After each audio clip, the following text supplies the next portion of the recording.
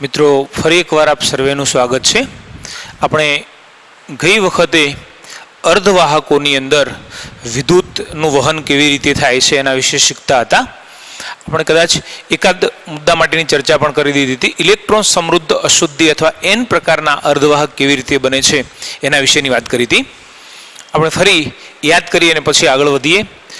અર્ધવાહકો સામાન્ય રીતે સિલિકોન અને જર્મેનિયમ જે અર્ધવાહક તરીકે ઓળખીએ છીએ અને એ 14મા સમૂહના તત્વો છે। એની બાહ્યતમ કક્ષામાં 4 ઇલેક્ટ્રોન આવેલા હોય છે અને એટલા માટે જ્યારે 4 ઇલેક્ટ્રોન આવેલા છે તો સંપૂર્ણપણે સહસંયોજક રચના એ બનાવે છે અને આ પ્રકારની ગોઠવણી દરમિયાન એની અંદર જે વિદ્યુતનું વહન છે એ ઓછા પ્રમાણમાં થાય છે, અર્થાત એ વિદ્યુતનું વહન કરી શકતા નથી। આપણે પટ સિદ્ધાંતની અંદર એ પણ બતાવ્યું હતું કે આ પ્રકારના અર્ધવાહકોની અંદર વાહકતા પટ અને સંયોજકતા પટ વચ્ચેની જે ગેપ છે એ અવાહક કરતો ઓછી પણ જે સુવાહક છે એના કરતો થોડીક વધારે છે। વાહકતા પટ, સંયોજકતા પટ। આપણે એવું બતાવ્યું હતું કે અહીંયા આજે ગેપ છે કેટલી 3 ઇલેક્ટ્રોન વોલ્ટ અથવા એના કરતાં ઓછી હશે તો એ આ પ્રકારે અર્ધવાહક તરીકે વર્તે છે। મતલબ કે સામાન્ય સ્થિતિમાં અહીંથી અહીંયા ઇલેક્ટ્રોન મુશ્કેલીથી જઈ શકે, પણ માની લો કે જો આપણે તાપમાન વધારીએ છીએ, એને ગરમી આપીએ છીએ તો આ જે સંયોજકતા પટમાં રહેલા ઇલેક્ટ્રોન છે એની ઉર્જા વધવાના પરિણામે એ વાહકતા પટમાં જઈ શકે છે। આપણે બતાવ્યું કે આ રીતે તાપમાનના વધારા સાથે એ વિદ્યુતના વાહક બની શકે છે, પણ વ્યવહારમાં ઉપયોગમાં લઈ શકાય એટલી એ વાહકતા દર્શાવી શકતા નથી અને એટલા માટે જો એ સારા એવા પ્રમાણમાં વિદ્યુતના વાહક બની શકે એવા જો એને બનાવવા છે તો આપણે એના અંદર ચોક્કસ પ્રકારની અશુદ્ધિ ઉમેરીએ છીએ, ચોક્કસ પ્રમાણમાં અને ચોક્કસ પ્રકારની અશુદ્ધિ ઉમેરીએ છીએ અને જ્યારે આવી અશુદ્ધિ ઉમેરીએ છીએ ત્યારે એની વાહકતા વધે છે અને આ પ્રકારની અશુદ્ધિ ઉમેરવાની જે પ્રક્રિયા છે એને આપણે ડોપિંગ તરીકે ઓળખીએ છીએ। અશુદ્ધિ 2 પ્રકારે ઉમેરીએ છીએ। આપણે સિલિકોન અને જર્મેનિયમ જેવા જે અર્ધધાતુ 14મા સમૂહના જે તત્વો છે એના સંદર્ભે કેટલાક ઇલેક્ટ્રોન સમૃદ્ધ પદાર્થો અશુદ્ધિ સ્વરૂપે ઉમેરી અને ડોપિંગ કરીએ છીએ તો એન પ્રકારના અર્ધવાહકો બને છે। આપણે સમજાવ્યું હતું કે દાખલા તરીકે આર્સેનિક અથવા ફોસ્ફરસ એ 15મા સમૂહના તત્વો છે અને આ પ્રકારના તત્વો જ્યારે આપણે એની અંદર અશુદ્ધિ તરીકે ઉમેરીએ છીએ ત્યારે આની બાહ્યતમ કક્ષામાં 5 ઇલેક્ટ્રોન હોય છે અને જ્યારે આવા 5 ઇલેક્ટ્રોન હશે તો એ 4 ઇલેક્ટ્રોન તો 4 સહસંયોજક બંધ બનાવશે, પણ જે એક વધારાનો ઇલેક્ટ્રોન છે એ વિસ્થાનીકૃત થઈ શકે છે અને વિસ્થાનીકૃત પામવાની એની ક્ષમતાના કારણે એ વિદ્યુતનું વહન કરવા માટે સક્ષમ બને છે। મતલબ કે અશુદ્ધિ જ્યારે ઉમેરી ડોપિંગ કર્યું ત્યારે એને પછી ગરમ કરવાની જરૂર રહેતી નથી, ગરમ કર્યા વગર પણ આવા ડોપિંગ કરેલ જે અર્ધધાતુ છે એ આ પ્રમાણે વિદ્યુતનું વહન કરી શકે છે।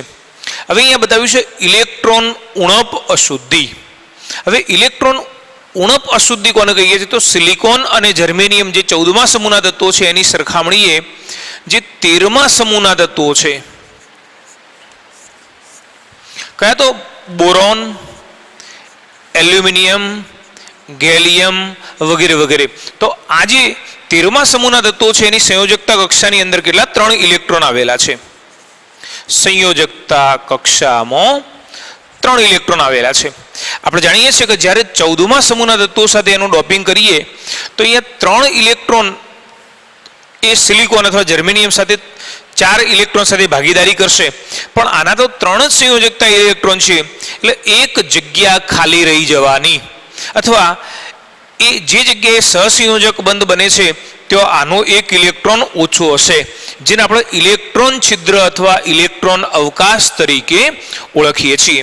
અને જ્યારે ઇલેક્ટ્રોનની અંદર આવો મતલબ કે સ્ફટિકની અંદર જ્યારે આવો ઇલેક્ટ્રોનની ઉણપ હશે, ઇલેક્ટ્રોનનો અવકાશ હશે તો એ અવકાશને પૂરો કરવા માટે જે બાજુનો કોઈક પરમાણુ છે ત્યાંથી ઇલેક્ટ્રોન મુવમેન્ટ પામશે અથવા તો ત્યાંથી સ્થાનાંતરિત થશે અને સ્થાનાંતરિત થઈને એ વિદ્યુતનું વહન કરે છે। આપણે અહીંયા આ પ્રકારના જે ઇલેક્ટ્રોનની ઉણપ ધરાવતી જે અશુદ્ધિ ઉમેરીએ છીએ તો એનાથી બનતો જે અર્ધવાહક છે એને પી પ્રકારના અર્ધવાહક તરીકે ઓળખીએ છીએ. કેવી રીતે આપણે જોઈએ અહીંયા, જેમ કે અહીંયા પી પ્રકારનું અર્ધવાહક લીધું તો આની અંદર આપણે બતાવ્યું એમ કે બોરોનના જે સંયોજકતા ઇલેક્ટ્રોન છે કેટલા 3 જ છે. ચલો અહીંયા બોરોન પાસે ઇલેક્ટ્રોન નથી એટલે અહીંયા શું હશે, ઇલેક્ટ્રોનની જગ્યા ખાલી રહી છે. આપણે જેને ઇલેક્ટ્રોન છિદ્ર તરીકે ઓળખીએ છીએ અથવા ઇલેક્ટ્રોન અવકાશ તરીકે પણ ઓળખીએ છીએ. મિત્રો યાદ રાખો કે અહીંયા ઇલેક્ટ્રોન નથી તો એ ઇલેક્ટ્રોનનું સ્થાન કોણ લેશે? દાખલા તરીકે અહીંથી કોઈક ઇલેક્ટ્રોન અહીંથી અહીંયા આવશે. હવે જ્યારે અહીંથી ઇલેક્ટ્રોન અહીંયા આવશે એટલે અહીંયા અવકાશ ઊભો થવાનો, તો એનું સ્થાન વળી બીજો કોઈક ઇલેક્ટ્રોન લેશે. અને આપણે જાણીએ છીએ કે જ્યારે એના અંદર ઇલેક્ટ્રોન આ રીતે વહન પામે છે એને જ આપણે વિદ્યુતના વાહક છે એવું કહીએ છીએ. તો અહીં આગળ બંને પ્રકારના એન પ્રકારના અને પી પ્રકારના જે અર્ધવાહક છે આ બંનેની જે ખાસિયત અથવા બંનેની વિશેષતા એ છે કે આની અંદર આર્સેનિકના અંદર શું હતું, તો એકાદો ઇલેક્ટ્રોન વધારાનો હતો અને જે વધારાનો ઇલેક્ટ્રોન હતો એ સ્થાનાંતરિત થતો હતો, એ વિસ્થાનીકૃત થતો હતો અને એટલા માટે આપણે એમ કહીએ છીએ કે આ વિદ્યુતનું વાહક બને છે. હવે આને કેમ એન પ્રકારનું કહ્યું? તો એન એટલે નેગેટિવ પ્રકારનું, કારણ કે અહીં આગળ ઇલેક્ટ્રોનના વધારાના કારણે અહીં આગળ ઋણ વીજભાર છે એટલે આપણે એને એન પ્રકારના અર્ધવાહક તરીકે ઓળખીએ છીએ. અહીંયા જો ઇલેક્ટ્રોનની ઉણપ છે, ઇલેક્ટ્રોન ખૂટે છે અને ઇલેક્ટ્રોન ખૂટે છે એટલે એનો ચાર્જ પ્લસ હશે, ધન હશે અને એટલા માટે પોઝિટિવ પ્રકારનો અથવા તો પી પ્રકારના અર્ધવાહક તરીકે એને ઓળખીએ છીએ. તો આપણે અહીંયા બતાવ્યું કે જે આવા શુદ્ધ સ્ફટિક છે જેના અંદર કોઈ પણ જાતની અશુદ્ધિ ભળેલી નથી એ સામાન્ય સ્થિતિમાં વિદ્યુતનું વહન કરી શકતા નથી. હા, કદાચ જો એને ગરમ કરીએ છીએ તો થોડા ઘણા પ્રમાણમાં એ વિદ્યુતનું વહન કરી શકશે. કેમ? તો આપણે કહ્યું એમ કે દાખલા તરીકે અહીંયા આગળ રહેલા જે બંને ઇલેક્ટ્રોન છે એને તાપમાન વધારીએ છીએ એટલે ઉર્જા મળવાની, અને ઉર્જા મળે એટલે ઇલેક્ટ્રોન શું થાય, એથી અહીં આગળ અથવા તો અન્ય કોઈ સ્થાને સ્થાનાંતરિત થાય, તો ત્યાંનો ઇલેક્ટ્રોન બીજી કોઈ જગ્યાએ સ્થાનાંતરિત થાય અને આની આ ક્રિયા સતત ચાલુ રહેશે તો આપણે એમ કહીએ છીએ કે વિદ્યુતનું વહન કરે છે. પણ જ્યારે એના અંદર ડોપિંગ કરીએ છીએ, ઇલેક્ટ્રોન સમૃદ્ધ અથવા ઇલેક્ટ્રોન ઉણપ વાળી જ્યારે અશુદ્ધિ ઉમેરીએ છીએ અર્થાત સમૂહ 15ના તત્વો ઉમેરીએ છીએ તો એ ઇલેક્ટ્રોન સમૃદ્ધ અશુદ્ધિ ગણાશે. જ્યારે સમૂહ 13ના તત્વો જો એની અંદર અશુદ્ધિ તરીકે ઉમેરીએ છીએ તો એ ઇલેક્ટ્રોન ઉણપ અશુદ્ધિ તરીકે ઓળખાશે. તો આ બંને પ્રકારની અશુદ્ધિ જ્યારે આપણે ઉમેરીએ છીએ તો જે અર્ધવાહકની રચના થાય છે અનુક્રમે એન પ્રકારના અને પી પ્રકારના અર્ધવાહક બને છે અને એ બંને સામાન્ય સ્થિતિમાં પણ વિદ્યુતનું વહન કરી શકે છે. અને કેમ કરી શકે છે મેં સમજાવ્યું કે અહીંયા વધારાનો ઇલેક્ટ્રોન એ સ્થિર નહીં રહે, એ ચલિત થવાનો છે અને એટલા માટે એ વિદ્યુતનું વહન કરવાનું છે. અહીંથી બીજી કોઈ જગ્યાએ જવાનું, આવા જેટલા પણ આર્સેનિક હશે એમાં ઇલેક્ટ્રોન બીજી જગ્યાએ જવાનું, બીજું આગળ જવાનું, એનો એ ક્રમશઃ આગળ વધ્યા કરશે. અહીંયા આગળ ઇલેક્ટ્રોનનું સ્થાન ખાલી છે, અવકાશ છે, તો એ અવકાશનું કોણ પૂરો કરશે? તો સિલિકોનની બાજુમાં આવેલો કોઈક પરમાણુ પૂરો કરશે.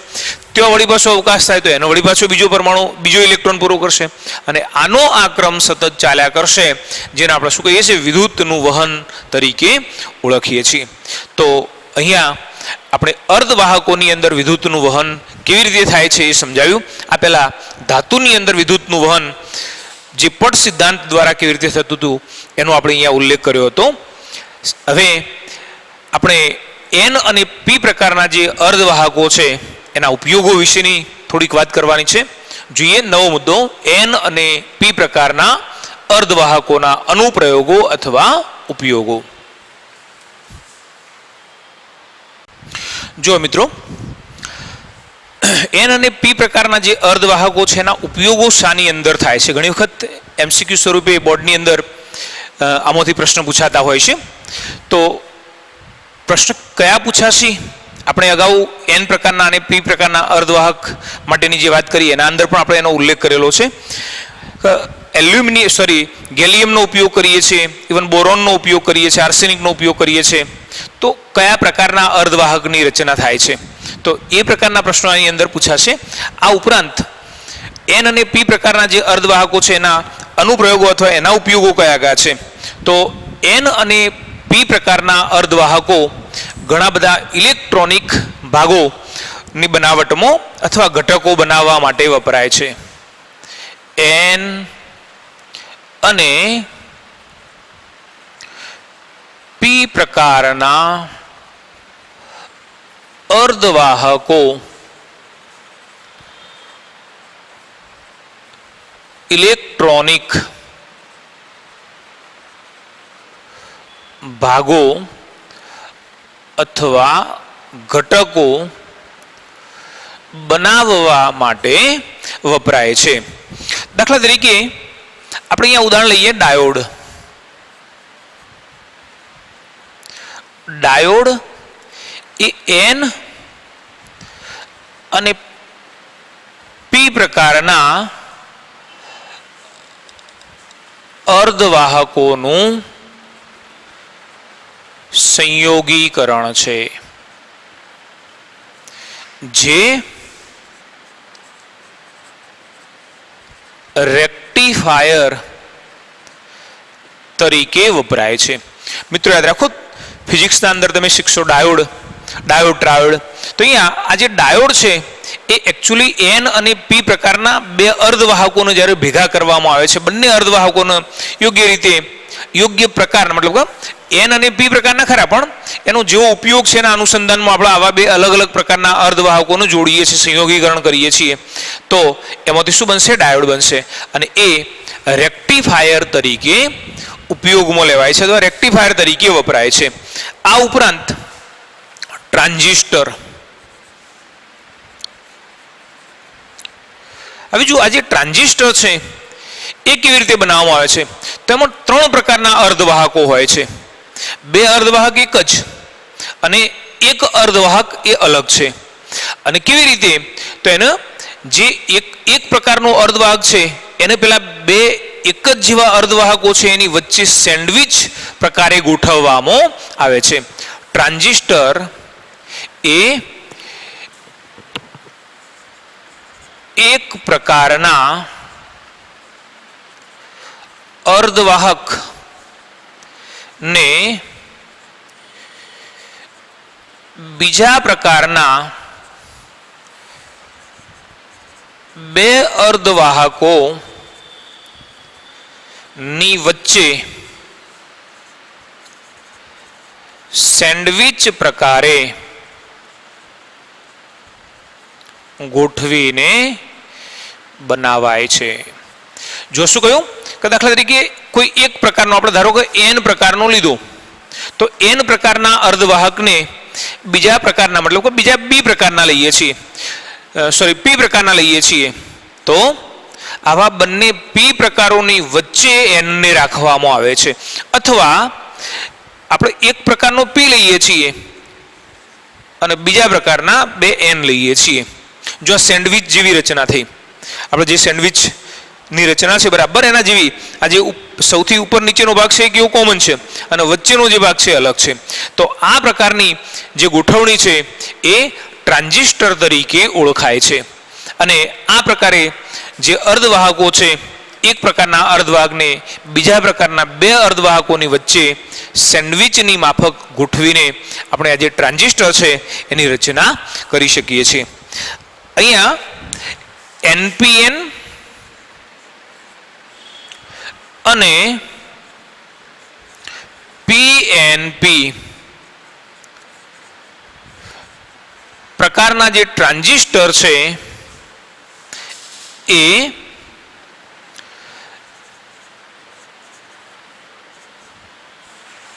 ધ્વનિ તરંગો અથવા આપણે જેનો ઓડિયો સિગ્નલ તરીકે ઓળખીએ છીએ. તો આવા જે ઓડિયો સિગ્નલ માટે એને પારખવા માટે, અર્થાત એને પ્રવર્ધિત કરવા માટે આ પ્રકારના ટ્રાન્ઝિસ્ટરનો ઉપયોગ કરવામાં આવે છે. એને પારખવા અથવા એને પ્રવર્ધિત, મતલબ કે રેક્ટિફાય કરવા માટે, અર્થાત આપણે એમ કહીએ કે એને વિસ્તારવા માટે વપરાય છે. જે ધ્વનિના તરંગો છે અથવા જે ઓડિયો સિગ્નલ છે, તો એવા ધ્વનિ તરંગો અથવા જે ઓડિયો સિગ્નલ છે એને સારી રીતે પારખવા માટે, અર્થાત એને પ્રવર્ધિત કરવા માટે આવા NPN અથવા PNP પ્રકારના જે ટ્રાન્ઝિસ્ટર છે એનો આપણે ઉપયોગ કરીએ છીએ. હવે આ જ પ્રકારે સૌરકોષ,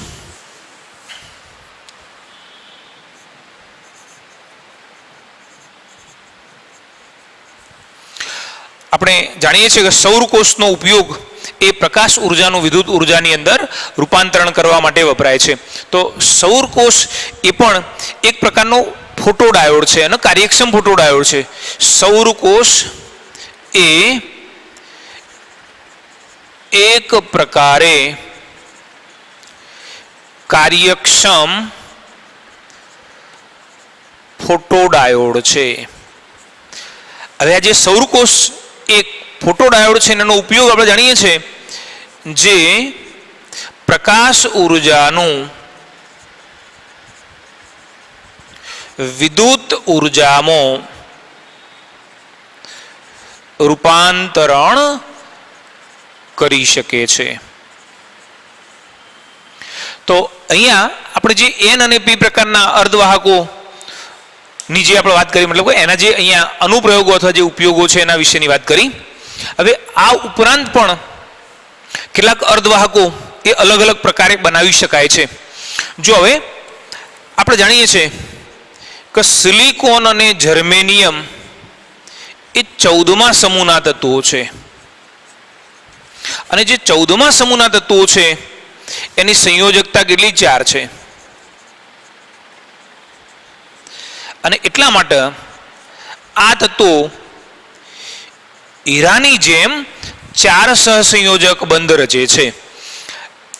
જો કે બંનેની ગોઠવણી થોડીક અલગ છે, પણ આપણે એમ કહીએ છીએ કે હીરાની અંદર પ્રત્યેક કાર્બન પરમાણુ એ અન્ય 4 કાર્બન પરમાણુ સાથે જોડાયેલો હોય છે. એટલે સિલિકોન અને જર્મેનિયમ એ 14મા સમૂહના તત્વો છે, એની સંયોજકતા પણ 4 છે અને એટલા માટે એ હીરાની જેમ ચતુસંયોજક ગોઠવણી ધરાવે છે. સેમ એ જ રીતે આપણે બીજા પણ કેટલાક આ પ્રકારના જે અર્ધવાહકો છે બનાવી શકીએ છીએ. કેવી રીતે? આ પ્રકારના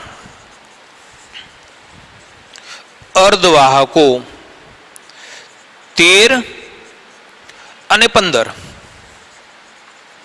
અથવા 12 અને 16 સમૂહના જે તત્વો છે એના દ્વારા અથવા તો એના અંદરથી પણ આપણે બનાવી શકીએ છીએ, એના અંદરથી મેળવી શકીએ છીએ. જો અહીંયા આજે 14મા સમૂહનું તત્વ હતું અને આપણે જાણીએ છીએ કે 14મા સમૂહની સંયોજકતા કેટલી? 4 છે. હવે સ્પેસિફિક દાખલા તરીકે તમે સિલિકોનના પરમાણુઓમાંથી જ તમે આ પ્રકારનો અર્ધવાહક બનાવો છો, અર્થાત એના અંદર કોઈક આવી અશુદ્ધિ ઉમેરીને તમે અર્ધવાહકની રચના કરો છો. હવે તમે જુઓ કે અહીંયા 13મા અને 15મા સમૂહના તત્વો, આપણે જાણીએ છીએ કે 13મા સમૂહની સંયોજકતા કક્ષામાં 3 ઇલેક્ટ્રોન હશે, જ્યારે 15મા સમૂહના જે તત્વો છે એની બાહ્યતમ કક્ષામાં એની સંયોજકતા કક્ષામાં 5 ઇલેક્ટ્રોન હશે. એટલે એકચ્યુઅલી કોના જેવું? આ 14મા સમૂહના જેવી જ ગોઠવણી થઈ. એ જ રીતે 12મા અને 16મા સમૂહના જે તત્વો છે એમાં પણ સેમ એ જ રીતે આની સંયોજકતા કક્ષામાં 2 ઇલેક્ટ્રોન, જ્યારે આની સંયોજકતા કક્ષામાં કેટલા? 6 ઇલેક્ટ્રોન છે. એટલે 6 અને 2 8, અર્થાત અષ્ટક થઈ જવાનું. અને એ જ રીતે 13મા અને 15મા સમૂહના જે તત્વો છે એમાં પણ 3 અને 5 ઇલેક્ટ્રોન છે. આમાં 4 અને 4 એટલે એમાં પણ અષ્ટક થતું હતું.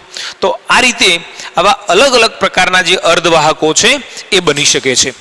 મિત્રો યાદ રાખો કે જે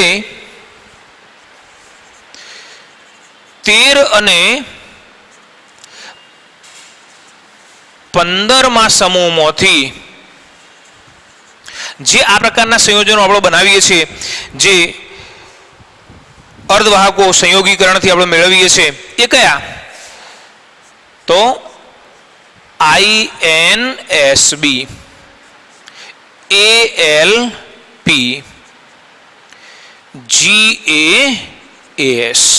જો અહીંયા આજે દરેકે દરેક પહેલું તત્વ છે 13મા સમૂહનું છે અને જે બીજું તત્વ છે કયા? 15મા સમૂહનું છે. હવે આપણે કહ્યું એમ કે આવા અલગ અલગ તત્વોના સંયોગીકરણ દ્વારા 13મા અને 15મા સમૂહના તત્વોના સંયોગીકરણ દ્વારા આપણે જુદા જુદા આવા અર્ધવાહક બનાવી શકીએ છીએ. આની અંદર રહેલું આજે ગેલિયમ આર્સેનાઇડ, જો અહીંયા આજે ગેલિયમ આર્સેનાઇડ છે એ બહુ મહત્વનું, અથવા તો આપણે એમ કહીએ કે ઇલેક્ટ્રોનિક ક્ષેત્રે એણે બહુ ક્રાંતિ સર્જી છે. એની વિશિષ્ટ લાક્ષણિકતાઓના કારણે એ આવા ઇલેક્ટ્રોનિક ઉપકરણોની અંદર ઘણી બધી જગ્યાએ ઉપયોગમાં લેવાય છે. એ જ રીતે જે 13મા અને 15મા સમૂહના દર્શાવ્યા એ જ રીતે 12મા અને 16મા સમૂહના જે તત્વો છે એના સંયોગીકરણ દ્વારા પણ આપણે આવા જુદા જુદા જે અર્ધવાહકો છે એ બનાવી શકીએ છીએ અને એ ZnS CdS CdSe HgTe જો અહીંયા આ બધા જે પહેલા લખ્યા છે બધા 12મા અને પાછળથી લખેલા છે એ બધા 16મા સમૂહના તત્વો છે તો એમના સંયોગીકરણ દ્વારા પણ આ પ્રકારના સંયોજનો અર્ધવાહકો બનાવી શકીએ છીએ મિત્રો યાદ રાખો કે આની અંદર જે સહસંયોજક લાક્ષણિકતા છે એ પ્રમાણમાં ઓછી હશે આપણે અગાઉ શીખેલા છીએ કે કોઈ પણ બંધ એ સંપૂર્ણ સહસંયોજક અથવા કોઈ પણ બંધ એ સંપૂર્ણ આયોનિક નથી પણ આપણે આવી સ્પષ્ટતા એટલા માટે કરીએ છીએ કે સિલિકોન અને જર્મેનિયમ એ 14મા સમૂહના તત્વો છે આની અંદર લગભગ સંપૂર્ણપણે સહસંયોજક બંધ બને છે અથવા આપણે એમ કહીએ કે ઇલેક્ટ્રોનની સંપૂર્ણ ભાગીદારી થાય છે અને એટલા માટે અહીંયા બંધ લગભગ સહસંયોજક છે એટલે આપણે અહીંયા સ્પષ્ટતા કરીએ છીએ કે આમાં બંધ સંપૂર્ણ સહસંયોજક હોતો નથી આયોનિક બંધનું પણ આની અંદર પ્રદાન રહેલું હશે આયોનિક બંધની જે માત્રા છે એ આજે તત્વો લઈએ છે એની વિદ્યુત ઋણતા ઉપર આધારિત હોય છે તો આપણે અહીં આગળ આજે N અને P પ્રકારના જે અર્ધવાહકો છે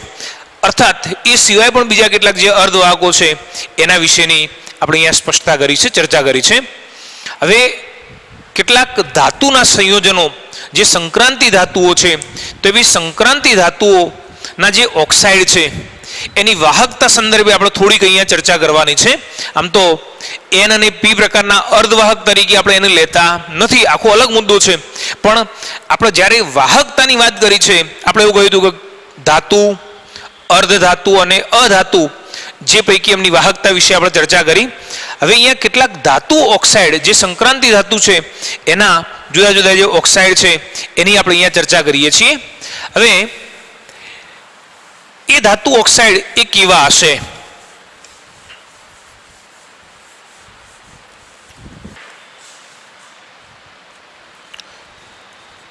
સંક્રાંતિ ધાતુ ઓક્સાઇડ વાહકતામાં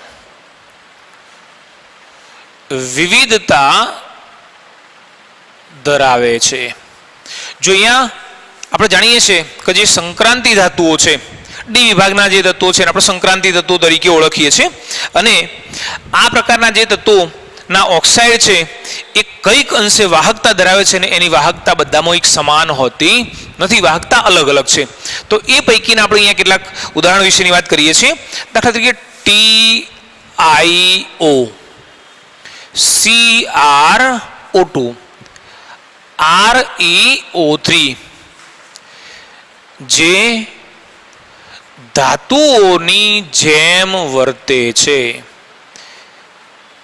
મિત્રો અહીંયા ધાતુઓની જેમ આપણે માત્ર ને માત્ર અહીંયા જે વાત કરીએ છીએ વાહકતા સંદર્ભની વાત કરીએ છીએ એટલે ધાતુઓની જેમ વર્તે છે પણ કયા ગુણધર્મ સંદર્ભે વાહકતાના સંદર્ભે જે રીતે ધાતુ વિદ્યુતનું વહન કરી શકે છે એ જ રીતે આ સંક્રાંતિ ધાતુના ઓક્સાઇડ પણ વિદ્યુતનું વહન કરી શકે છે જે પૈકી ReO3 જેને આપણે કહીએ છીએ રેહેનિયમ ઓક્સાઇડ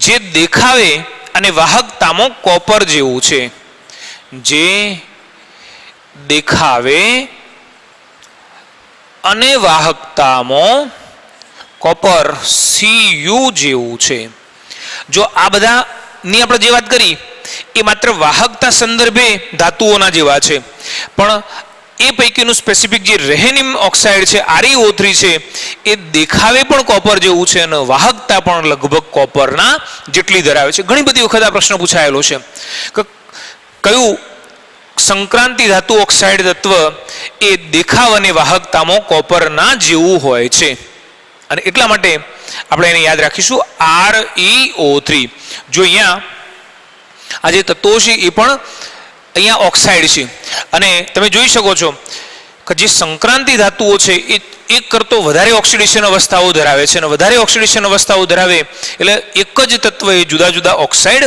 બનાવી શકે છે. આ ઉપરાંત દાખલા તરીકે અન્ય oxide VO, VO2, VO3, TiO3 આ બધા પણ સંક્રાંતિ ધાતુના ઓક્સાઇડ છે. ની વાહકતા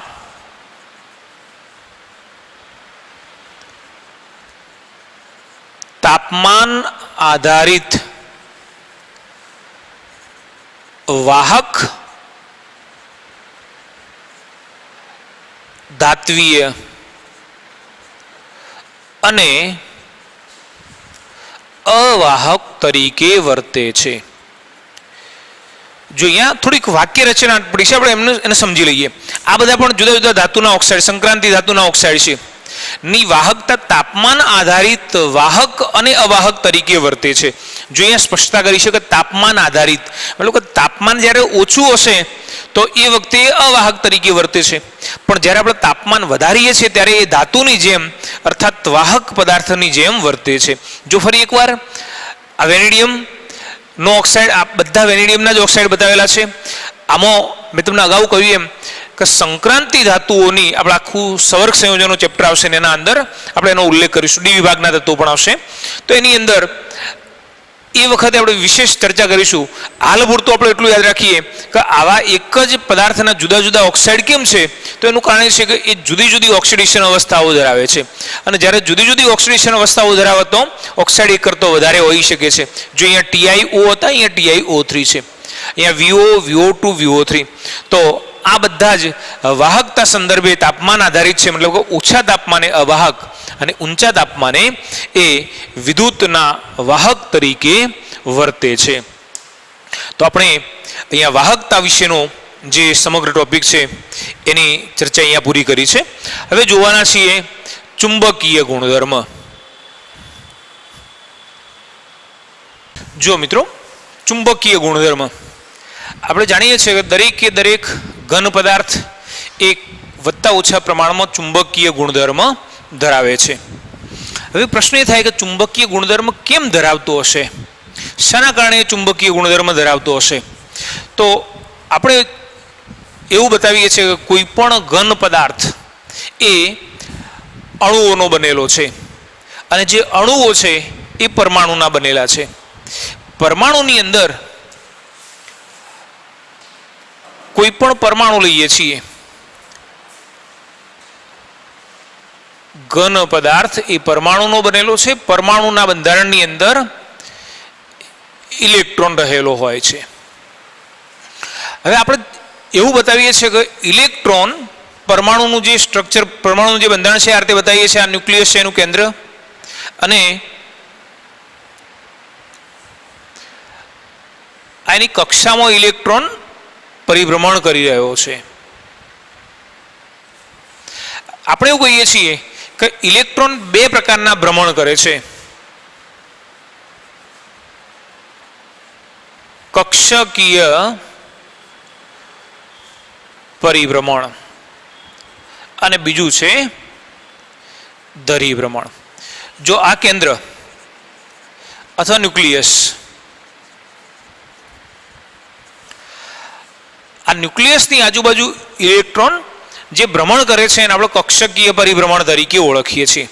અને બીજું કે આ જે ઇલેક્ટ્રોન છે એ પોતાની ધરી ઉપર પણ આ રીતે ક્લોકવાઇઝ અથવા એન્ટી ક્લોકવાઇઝ પરિભ્રમણ કરે છે, ધરીભ્રમણ કરે છે. જો યાદ રાખો કે અહીંયા બંને પ્રકારના ભ્રમણના પરિણામે એના આજુબાજુ ચુંબકીય ક્ષેત્ર ઉદ્ભવે છે, જે આપણે 11માની અંદર શીખ્યા છીએ.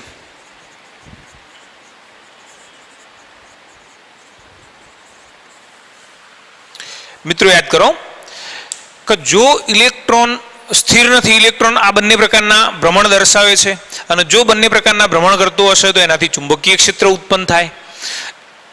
આ શાના કારણે? ઇલેક્ટ્રોનના કારણે. ઇલેક્ટ્રોન ક્યાં આગળ આવેલું છે? પરમાણુના અંદર. પરમાણુ દ્વારા શું બનેલું છે? ઘન પદાર્થ બનેલું છે.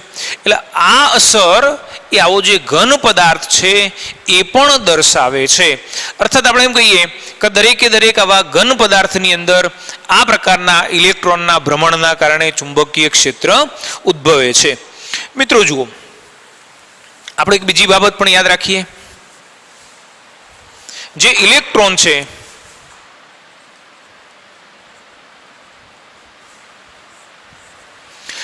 આવો કોઈ પણ જે ઇલેક્ટ્રોન છે તો એ ઇલેક્ટ્રોન એકચ્યુઅલી આવા ચુંબકીય ગુણધર્મના કારણે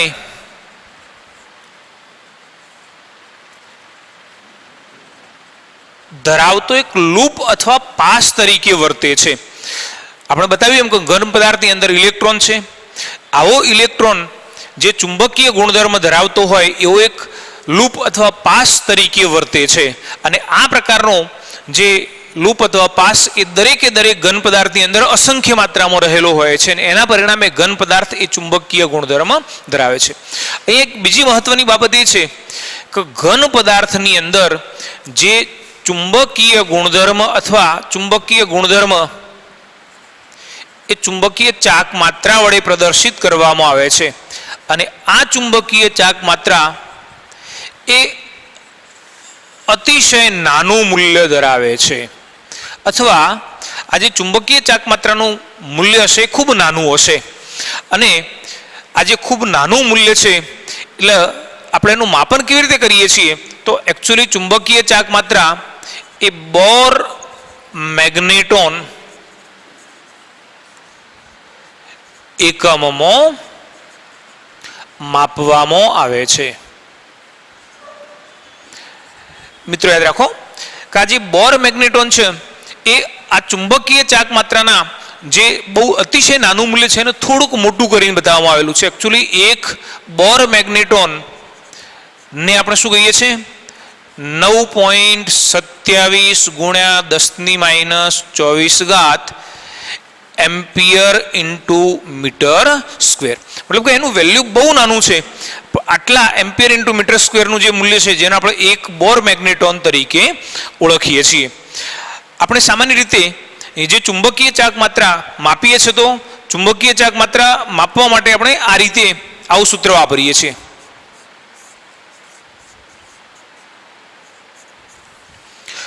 ચુંબકીય ચાક માત્રા μ √n × n+2.